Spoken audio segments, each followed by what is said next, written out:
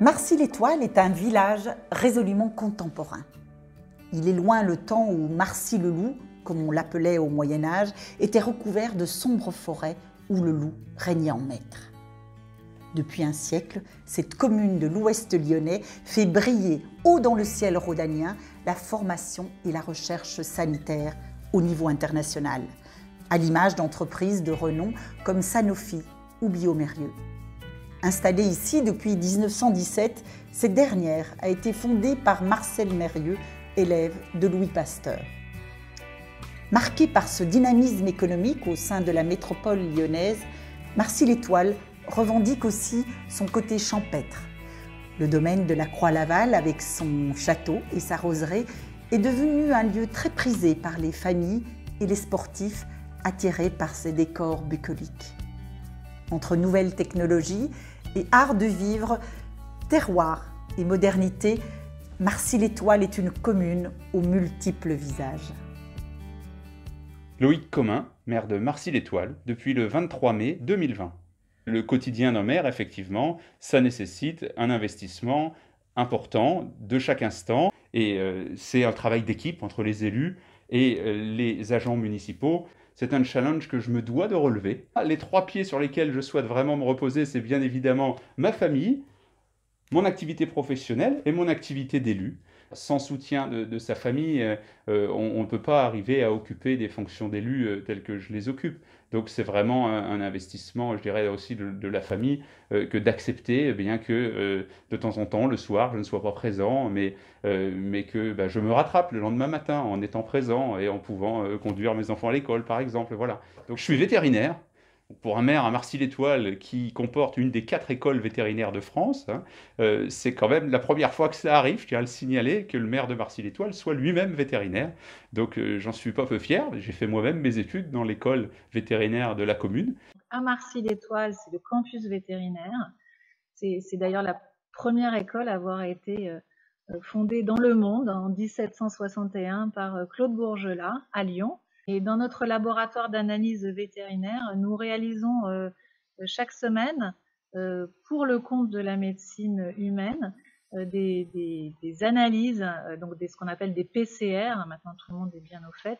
C'est vrai qu'être élu, je dirais quel que soit son grade, c'est un engagement de toute façon. Ça me titille, je pense, depuis assez longtemps au final. Je suis issu d'une famille de fonctionnaires où mes parents sont toujours investis au service des autres par leur métier.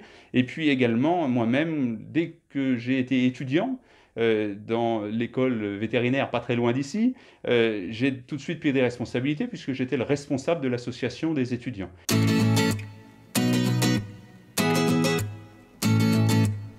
On souhaite rendre le centre-bourg de Marcy-l'Étoile le plus attractif et le plus dynamique possible. On veut que ce centre-bourg vive. Nous sommes également très contents de pouvoir compter sur un certain nombre de commerçants.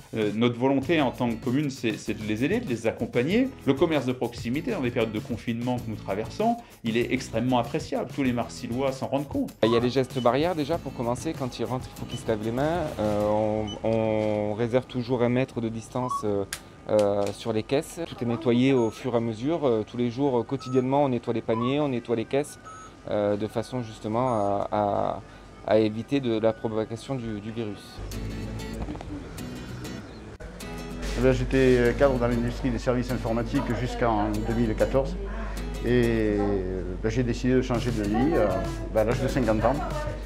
J'ai donc passé un CAP de boulanger et acheté une boulangerie qu'on exploite maintenant en famille. Il y a une baisse d'activité, un changement d'activité en tout cas, dans ses volumes et ses valeurs.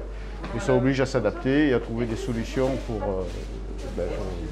rester debout, tout simplement. Il y a un autre point qui inquiète beaucoup la population, c'est la mobilité. Dans un territoire comme le nôtre, en bordure de métropole, la mobilité est importante. C'est d'autant plus important qu'on a sur notre secteur, dans notre ville, 2 fois plus d'emplois que d'habitants. Nous avons presque 4000 habitants et nous avons 8000 salariés qui viennent travailler tous les jours sur la commune. Et dans cette mobilité, eh bien, il y a la mobilité douce, soit à pied, en vélo ou en transport en commun, bien sûr. Et donc on va pour cela aménager le centre-bourg, aménager le vallon également, qui permettra à terme de rejoindre le centre de Marcy-l'Étoile au parc La Croix-Laval en empruntant un cheminement complètement piéton et sécurisé sans jamais avoir à traverser une seule route. Dès la fin de l'année prochaine, eh bien, des bâtiments vont sortir de terre pour permettre de faire bénéficier aux Marsillois de plus de services. C'est comme cela que nous allons avoir notamment, je l'espère, une brasserie-restaurant dont j'ai signé le permis de construire il y a seulement quelques jours. Nous allons avoir également un cabinet médical avec 3 médecins libéraux. C'est le maire précédent qui a été l'initiateur de ce projet. J'ai à cœur de le mener à bien et de le poursuivre dans la dynamique qui avait été lancée.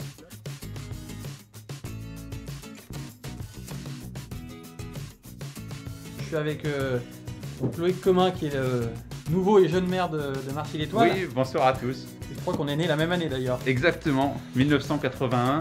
Moi, je suis très heureux d'accueillir Thomas Gassilou en mairie de Marcy-l'Étoile, parce que déjà, c'est toujours un honneur de recevoir un député de la République dans une de nos communes. Et puis ensuite, ce n'est pas n'importe quel député, c'est notre député de circonscription qui a une relation tout à fait privilégiée, je trouve, avec les communes de sa circonscription. Bonsoir à tous, ravi de vous retrouver. Pour certains sur l'application Zoom, vous êtes déjà 25 je vois, et pour d'autres sur Facebook Live.